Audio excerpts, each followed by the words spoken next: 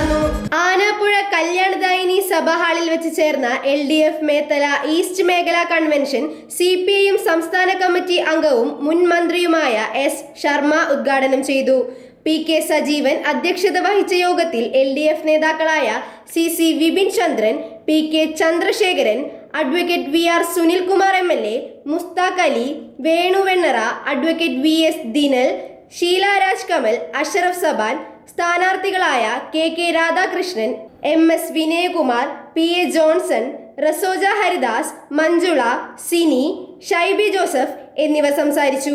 CV Unnikrishnan സ്വാഗതവും NK Thangaraj നന്ദിയും പറഞ്ഞു. അവിടെയാണ് നമ്മുടെ കോടതികൾ മാറ്റപ്പെടുന്നത്.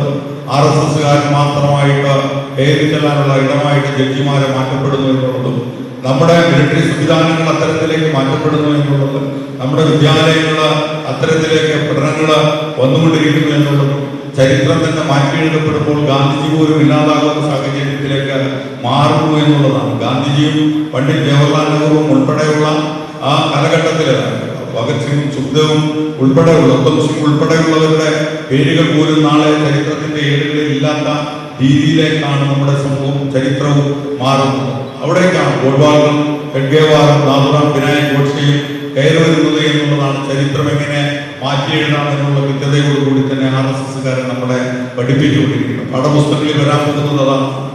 മഹാത്മാഗാന്ധി അല്ല നമ്മുടെ രാഷ്ട്രപിതാവ് ആര് എന്ന് ചോദിച്ചാൽ അതിന് ഉത്തരമായിട്ട് നമ്മുടെ ചരിത്രത്തിന്റെ ഏടുകളിലേക്ക് PSC പരീക്ഷകളിലേക്ക് ഉത്തരമായിട്ട് വരാൻ പോകുന്നത് ഗാന്ധിജിയുടെ ഘാതകനായിട്ടുള്ള നാഥുറാം വിനായക് ഗോഡ്സെയുടെ പേരാണ് നാളെകളിൽ നമ്മുടെ ചരിത്രത്തിന്റെ ഏടുകളിൽ ഇവിടെ ഇരിക്കുന്ന അധ്യാപകര്, എൻ്റെ പ്രിയപ്പെട്ട അധ്യാപകർ പഠിപ്പിക്കാൻ പോകുന്നു. സംശയം വേണ്ട.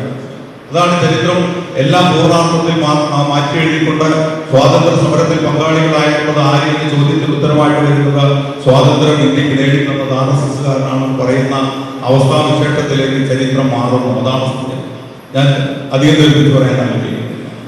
ആ ഒരു ചരിത്രം ദീർഘിച്ച് കുറച്ച്